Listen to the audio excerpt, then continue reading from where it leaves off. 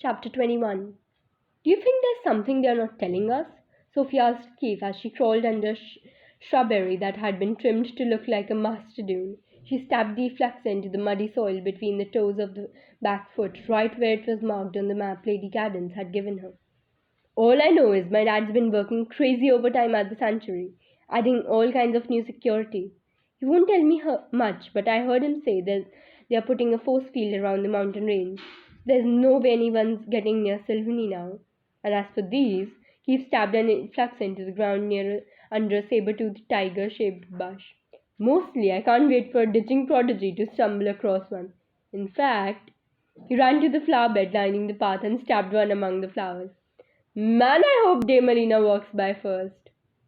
You really hate her that much? Sophie asked, shuffling out of the bushes as Sandor removed Keith's misplaced defluxer. Keith snapped another in its place. She's not as nice as she looks, trust me. There was a good reason Alden ran screaming away from her. Well, I still thought it was cool, the way she defended the council and the backers at lunch yesterday. Sophie argued, removing the new defluxer Keith had hidden. Keith replaced it immediately. I could do this all day. So can I, she told him. Keith laughed. You seriously need to cause more trouble, Foster. I mean, it's been months since you almost blew up the school. Miss Foster causes enough trouble without even trying, Sandra told him, holding out a giant hand, waiting for Keith to give him the rest of his effluxers. Keith slapped him a low 5 instead. Then he snatched the rest of Sophie's effluxers and raced away, stabbing them in random places all over the grassy field. Sophie chased after him, trying to retrieve as many as she could, but he started putting them high in the trees, just out of her reach. Lady Cadence's voice finally froze them in their tracks. And here I thought that you two, of all people, would have understood the seriousness of this task. We do, Sophie told her, glaring at Keith. Obviously not. Give those to me. She held out her hand and Sophie passed over the effluxers she'd gathered. Keith held on to his, though he only had two left. Honestly, Lady Cadence huffed. You're lucky you didn't set one off. I knew I shouldn't have trusted this assignment to children. Then why did you? Sandra asked. A task this important? It was not considered important, she interrupted. In fact, when I presented the suggestion to the council, they told me, if you must. She sighed, rearranging the fluxers into a neat stack. Probably I'm being overly paranoid. When it comes to the orgs, I can assure you you're not, Sandra promised. Typical thinking for a goblin, she told him. All you see is an enemy. Because that's what orgs are, Sandor snapped back. And clearly you agree if you've decided to install these gadgets. I don't know what to think, honestly, she said as she retrieved one of the Keith's effluxers from the tree he'd hidden it in. I reached out to a few of my old friends in Ravagog. Yes, friends, she added when Sandor rolled his eyes. Many of the orgs were very good to me while I lived there. So I wanted to warn them that one of their homing devices turned up at the sanctuary. They should have the chance to prove they weren't involved. But they were? Sandor finished for her, his squeaky voice more of a snarl. I never spoke to them. All my communication channels have been cut off, even with my friends. There could be any number of reasons. The most logical being they've forgotten me since I moved away. Orgs are fickle creatures. Out of sight, out of mind.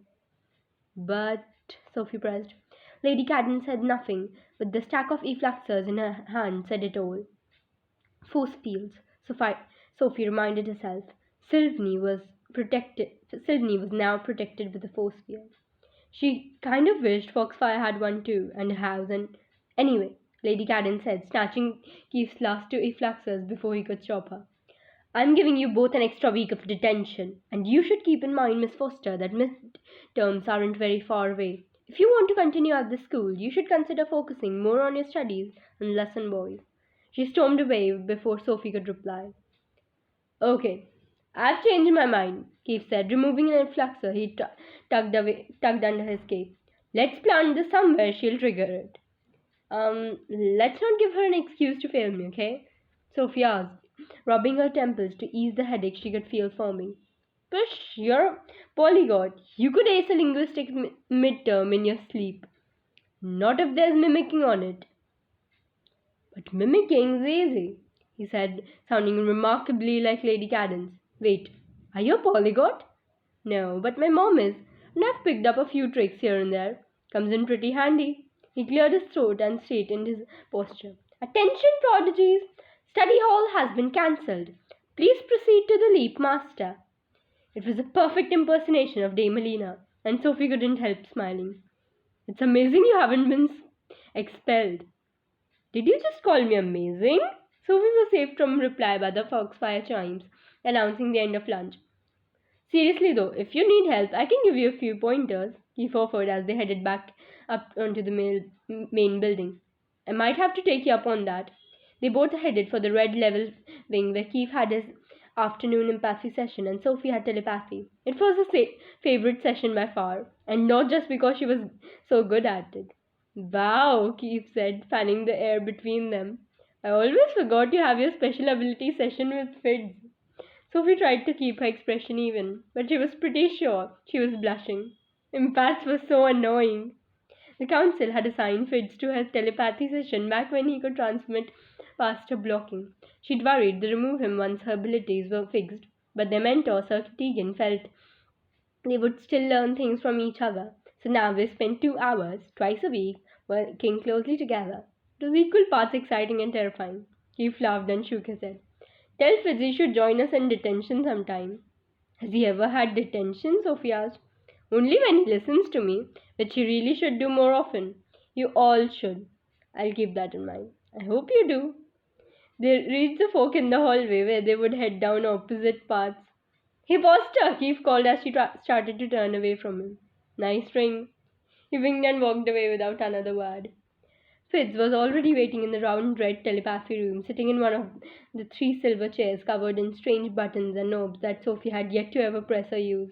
She ordered her palms not to sweat as she sank into the chair across from him, but that only made them sweat more, especially when he asked, Is that the ring everyone is talking about? She twisted the smooth silver band on her finger, wondering how mad Dex would be if she forgot to wear it the next day. You heard about it, huh? I think half the school heard about it, but I guess it's good they're talking about something other than my family. Her eyes fell to her lap. I'm so sorry you have to deal with that. Pish! You think I care? How could you not? Fitz had always been the golden boy from the golden family. Being told he's at the loser table was a pretty long way to fall. I think you're forgetting that I've never been normal, Sophie. Remember, I used to miss school all the time to go on my dad's secret missions to find you. There were all kinds of crazy rumors about where I went. My favorite one was that I had a horrible farting disease and had to stay home to unleash the stink. I'm pretty sure that one was Keith's doing. Sounds like him, doesn't it? But that was also why we became friends. He was the weird kid who just skipped a grade, and I was the guy who kept disappearing. No one wanted to hang out with us. I can't even picture that. That's because we are so awesome now. Yeah. Oh, they were before she messed everything up. Fitz grinned and leaned closer. By the way, Biana told me you agreed to let her help. You know I wanted that too, right? There's nothing to be in on, she whispered back. We don't even have a plan. So I'll help you come up with one. She pulled at the ends of her cape. Did she tell you what I told her yesterday? No. She said they weren't her secrets to share. So I'm hoping you trust me enough to tell me. His eyes looked so intense, Sophie was tempted to tell him everything. But as she opened her mouth to spill, Tegan asked, Am I interrupting something? He stood in the doorway, smoothing his pale blonde hair, which always looked extra bright against his deep olive skin.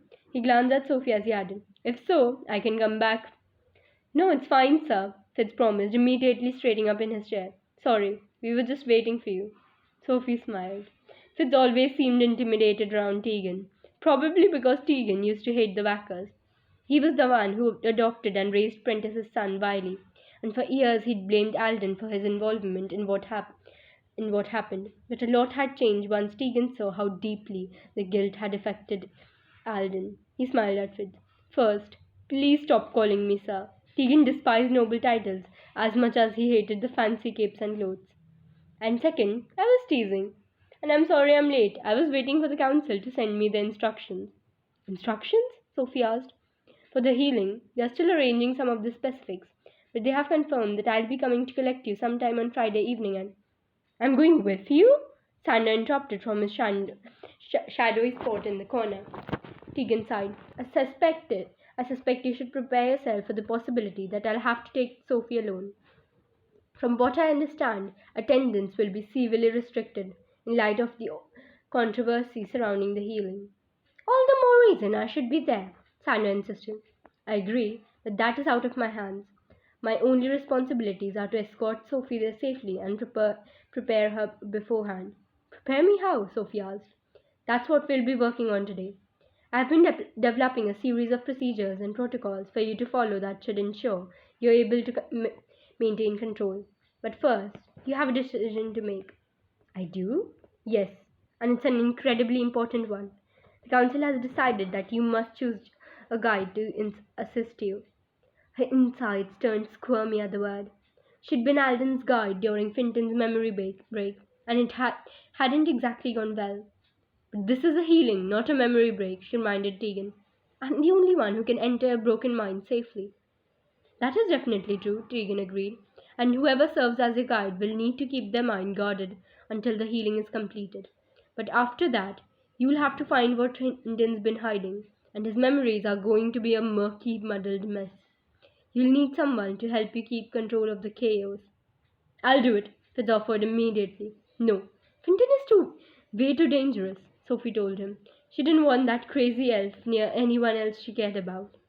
Actually, Fitz is on the list of potential candidates, Tyrion told her. But I've asked the council to let you pick who you'd like best.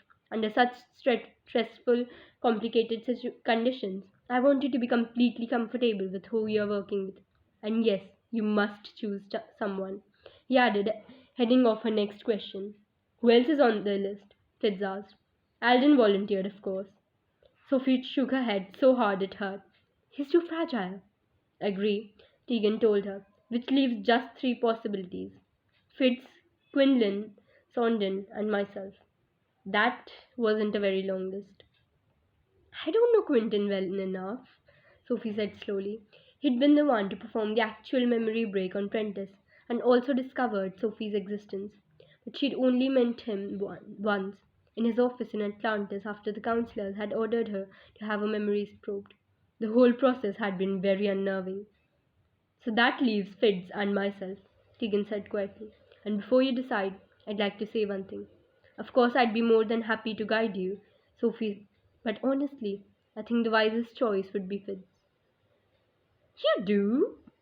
Sandor and Fitz asked at the same time. Why? Sophie asked.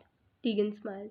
I know Fitz isn't as experienced as I am, and I know he's your friend and you want to protect him.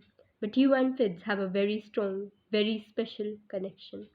I've seen you transmit to him anywhere, and with more ease than when we've tried with other prodigies. And let's not forget that you were able to reach him halfway across the world, while your mind was drugged and dazed, no less. I'm pretty sure panic and desperation helped me with that, Sophie argued. I have no doubt it did, but it also says quite a lot that you choose to reach out to him.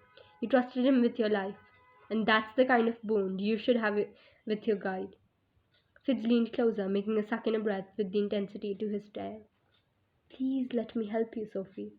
He looked so much like his father in that moment, and Sophie couldn't help remembering Alden collapsed on the floor, his face streaked with red.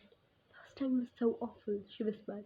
I know, but I'm not carrying around a huge load of guilt like my dad was. I promise, I can handle this. Have I ever let you down?